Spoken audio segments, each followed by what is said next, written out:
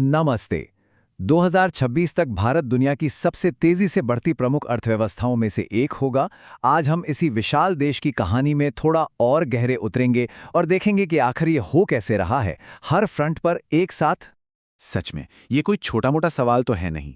भला 1.4 अरब लोगों का देश एक ही समय पर अंतरिक्ष की गहराइयों से लेकर हमारे बटुए तक हर जगह क्रांति कैसे ला सकता है? तो चलिए इस कमाल के ट्रांसफॉर्मेशन के पीछे की कहानी को ना एक एक करके समझते हैं। तो आज हम किन किन चीजों पर नजर डालेंगे?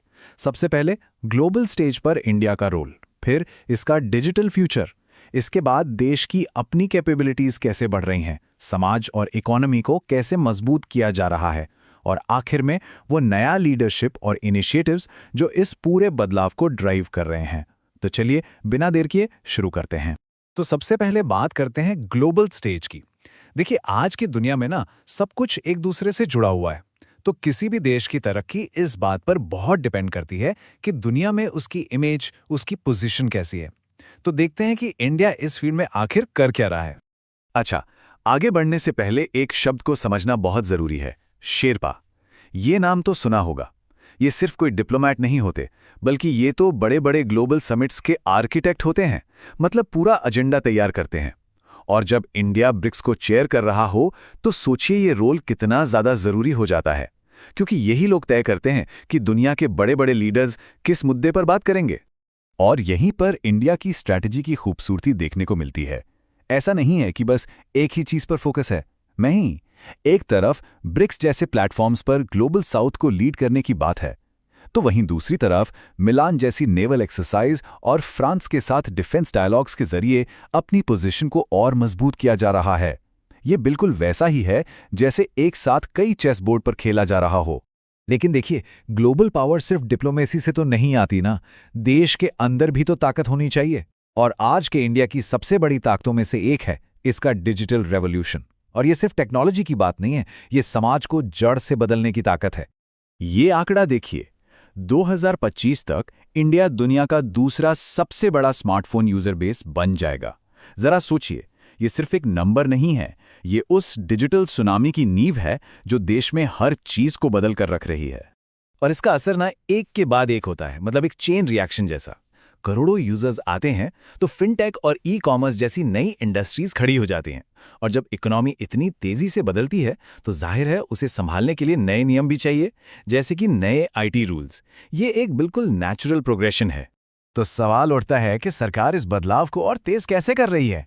दो चीजें हैं। एक तो रुपे कार्ड जैसे अपने खुद के पेमेंट नेटवर्क को बढ़ावा देकर, जिससे ज्यादा से ज्यादा लोग बैंकिंग से जुड़ें, और दूसरा छोटी छोटे यूपीआई ट्रांजैक्शंस को बढ़ावा देकर।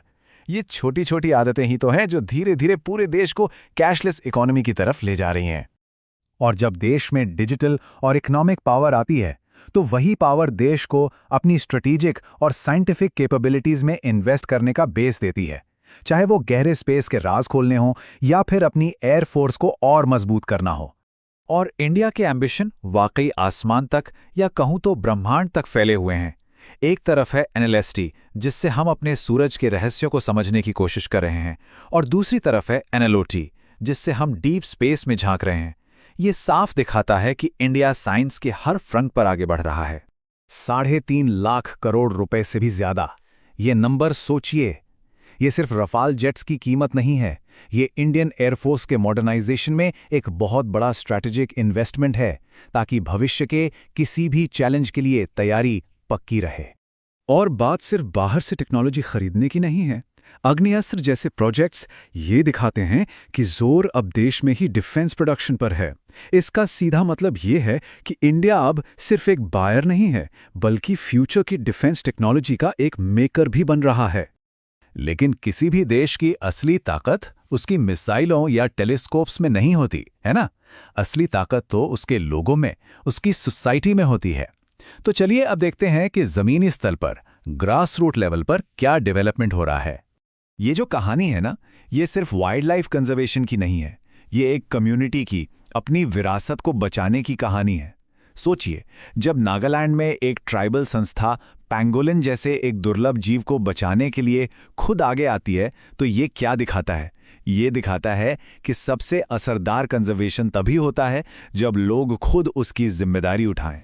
और मॉडर्न होने का मतलब ये बिल्कुल नहीं है कि हम अपनी परंपराओं को पीछे छोड़ दें।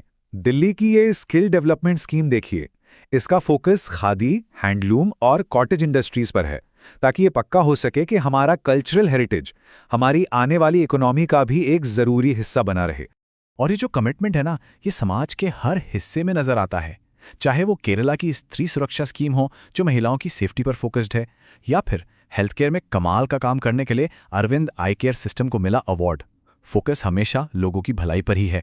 लेकिन ये सारी स्कीम्स और इनिशिएटिव्स बिना सही लीडरशिप के तो अधूरे हैं। तो अब एक नज़र उन लोगों और उन पार्टनरशिप्स पर डालते हैं जो इस पूरे बदलाव को असल में ज़मीन पर मुमकिन बना रहे हैं।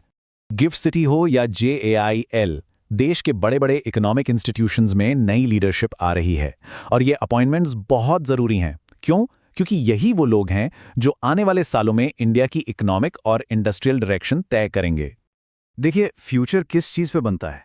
ह्यूमन कैपिटल पर, मतलब पढ़े लिखे स्किल्ड लोगों पर।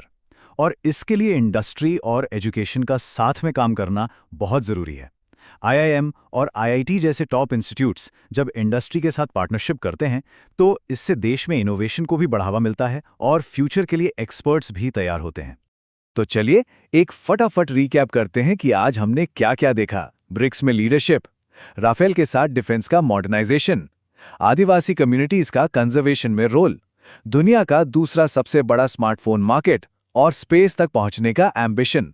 ये सब